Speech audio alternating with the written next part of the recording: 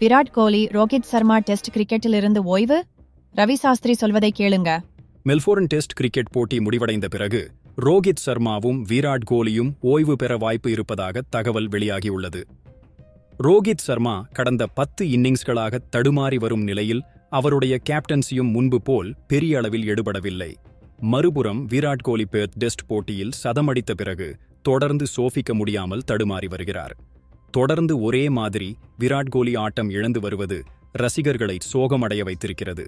இந்த நிலையில் இருவரும் ஓய்வு பெறுவார்களா என்பது குறித்து இந்திய அணியின் முன்னாள் பயிற்சியாளர் ரவி சாஸ்திரி விளக்கம் ஒன்றை அளித்திருக்கிறார். இது குறித்து பேசிய ரவி சாஸ்திரி, விராட் கோலி இன்னும் டெஸ்ட் கிரிக்கெட்டில் சில காலம் விளையாடுவார் என்று நினைக்கின்றேன். அவர் எப்படி ஆட்டம் இழந்தார் என்பதை மறந்துவிடுங்கள். ஏனென்றால் அவர் இன்னும் 3 அல்லது 4 ஆண்டுகள் கூட விளையாட முடியும். ஆனால் ரோஹித் சர்மாவை பொறுத்தவரை அவர்தான் முடிவு எடுக்க வேண்டும்.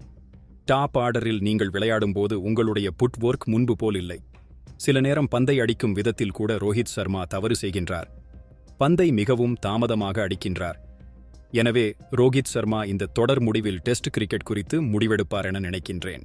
ஆனால் ரோஹித் சர்மா அவ்வளவு சீக்கிரம் விட்டுக் கொடுக்க மாட்டார் என்று நினைக்கின்றேன் என்று ரவி சாஸ்திரி கூறியுள்ளார்.